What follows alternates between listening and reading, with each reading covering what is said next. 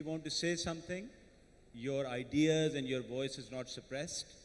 You can reach out directly to the CEO or any other managerial level. So there is complete access, there's open access. There are no no-go areas or taboos, no topics that you're not supposed to talk about.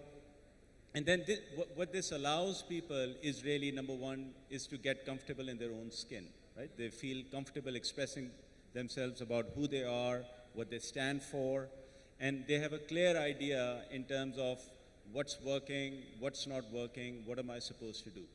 Similarly, this transparency is not only limited to sharing the performance of the organization, it also is linked to how people are evaluated in terms of their performance. There are no secret opinions developed about people so that people are not aware of. So if you're not doing well, you should know you're not doing well. Wow, I think that's a very powerful thing that they're doing, right? No secret opinions about any employees within the organization. So this is really the foundation, in my view, of creating a high-power, passionate culture. I think it starts with transparency, in my opinion. And what about you, Monis? How do you keep your employees engaged? So which of these, tools, if you will, use to keep people engaged across borders? I would agree 100% with what you just said, Mudassir. I think transparency is very important to alignment, and in our organization, we have about 280 employees. Some people are software programmers, some people are helping in the support department, we have people in sales, we have people in content.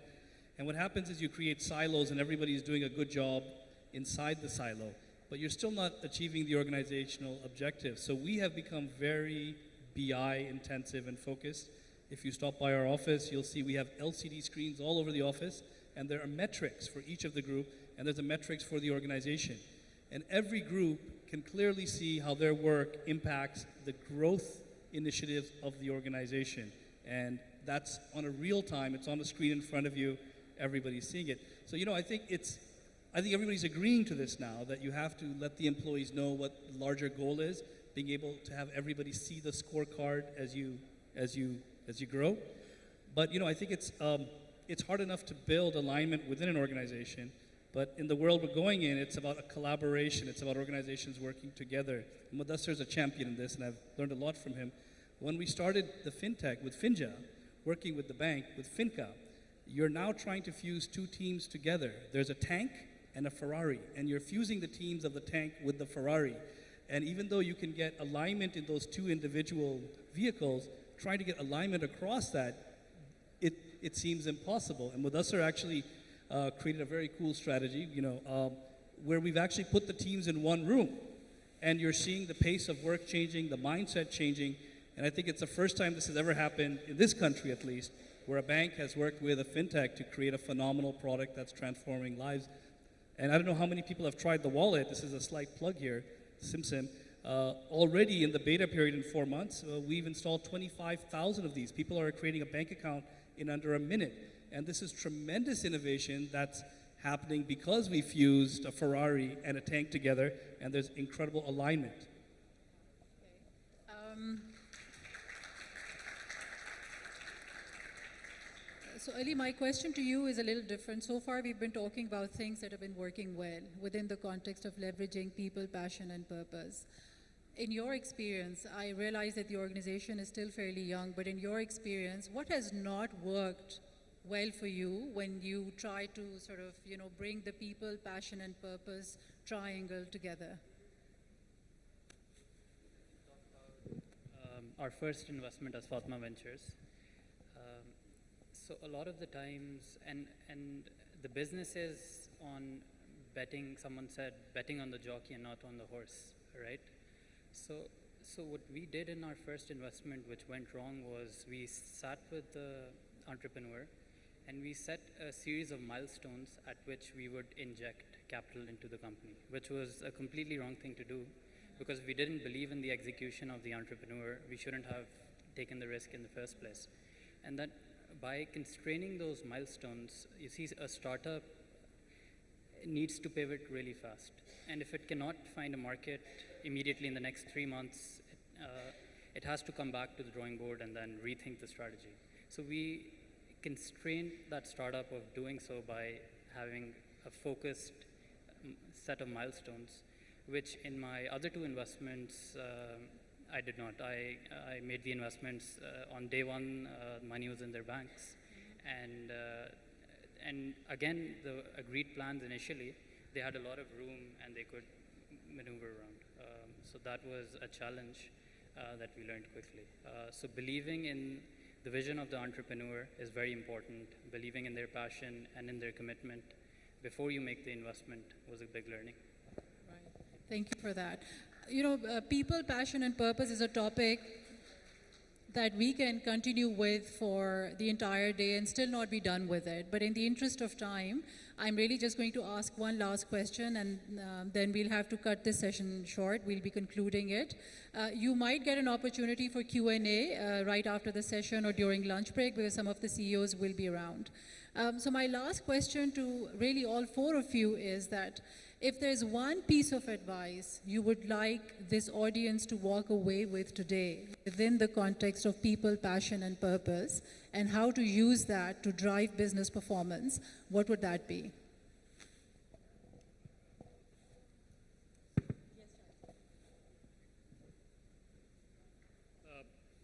I think my one advice would be that keep looking at the future, but future is not tomorrow. Future is many years ahead of you. Career is fairly long. Dr. Musaddiq said that a lot of you would still be there working in 2060, and the world out there, we don't know about it. So don't be hasty in your decisions. Take time, try and understand the environment, try and see where the future is moving to, and only then take your calls. Thank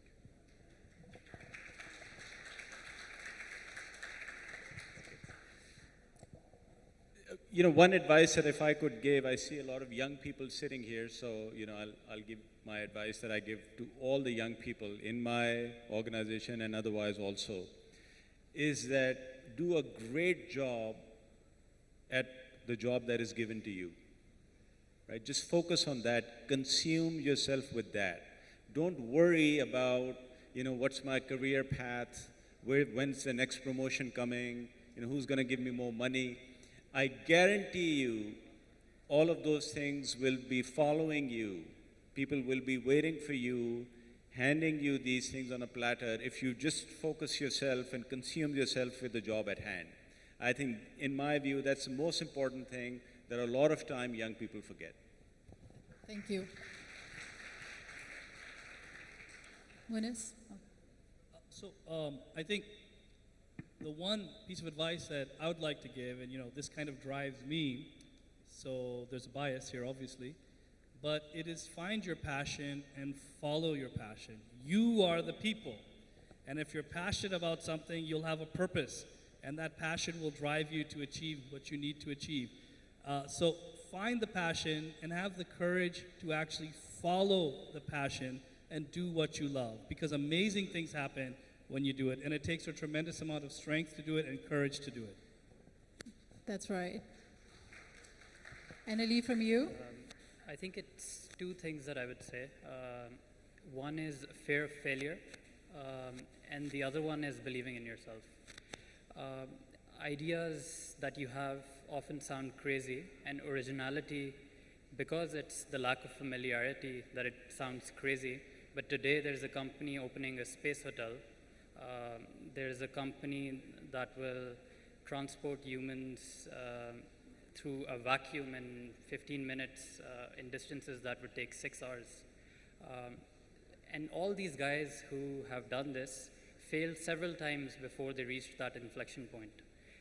The key fundamental and why failure and believing in yourself go hand in hand is because they believed in themselves, and when they were knocked down, they got back and took that risk again. I'll give an example. So Elon Musk, after exiting from PayPal, made over $200 million. And he invested all of that money back into SpaceX and was struggling to pay rent for his apartment. So that's the kind of risks people can take and be successful. Thank you very much. That brings us to the end of our discussion. I would like to summarize the advice that the esteemed panel gave us at the end. So we heard from Shahid Saab, and he said it is very important to look to the future, and the future is not just about tomorrow or the day after. You know, you need to look far ahead. Then we also heard about be great at what you do, and don't focus too much on grades and the career path and the career ladder. Focus more on the experiences that you gather along the way. And then Monis and to some extent Ali, both of them said that find and follow your passion. Ladies and gentlemen, that brings us to the end of our discussion. Again, we would have loved to have a much longer chat, but we can stay in touch with the CEOs over the lunch break for those of them who are with us at the time. Thank you very much for joining us today, and thank you for your comments. Thank you all very much. I'd request you all to please remain for a moment again, as I would like to request Dr. Tebi to please come on stage and hand over those wonderful little black boxes. I'm sure you guys are all wondering what's in the black boxes. They will display it to you later, don't worry about it. Dr. Tebi.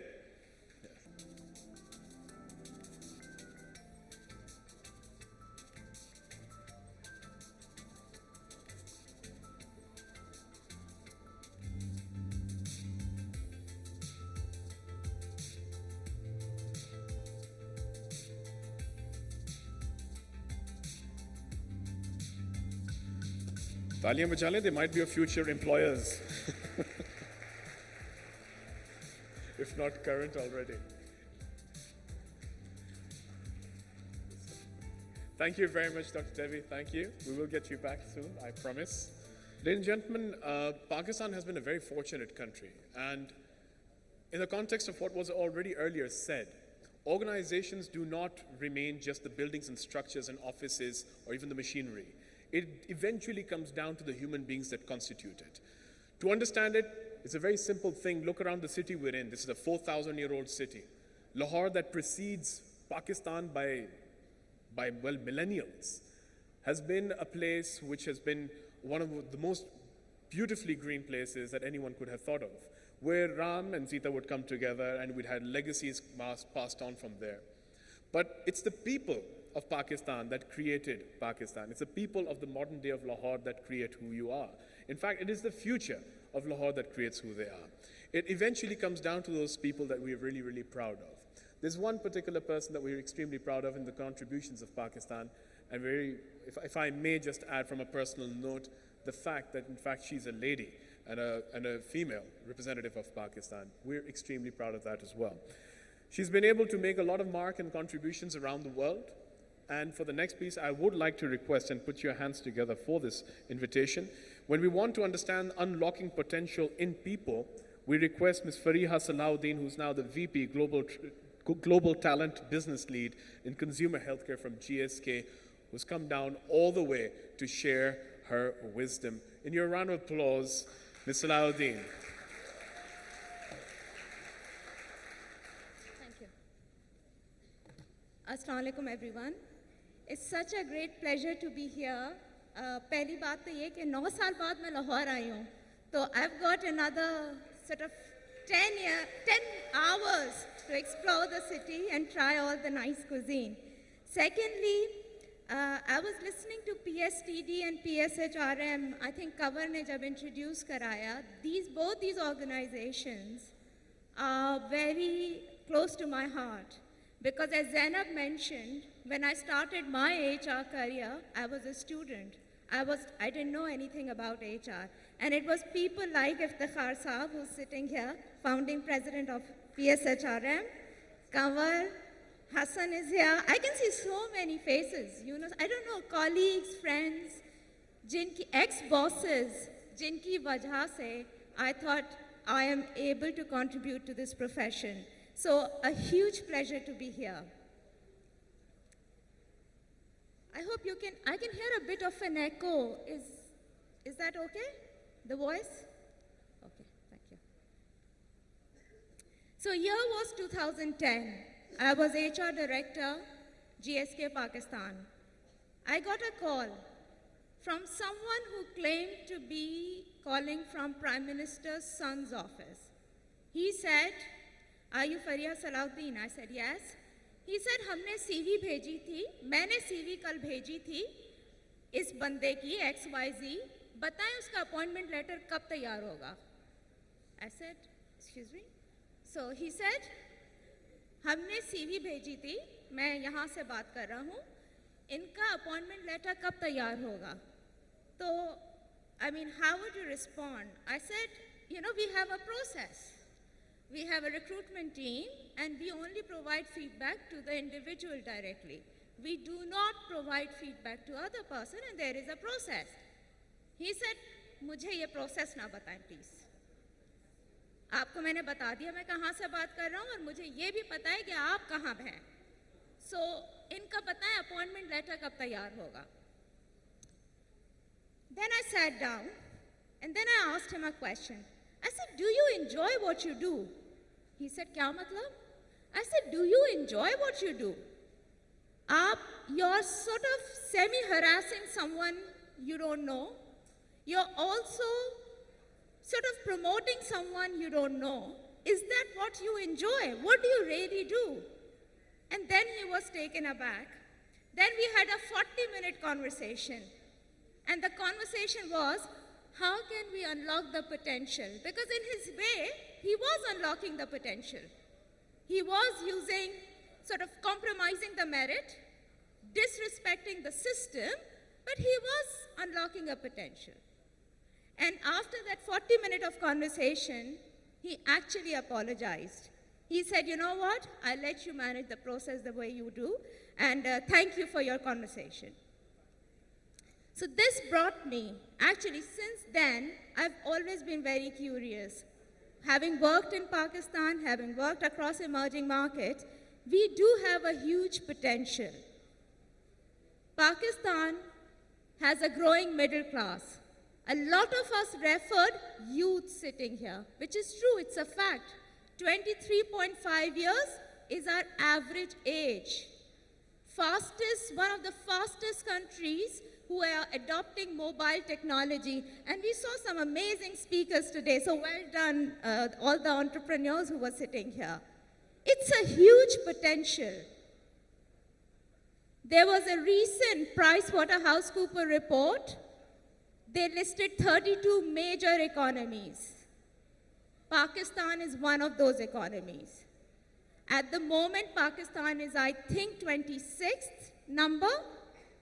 By 2050, they are expected to be at number 16 or something. Guess who are the top 2 economies?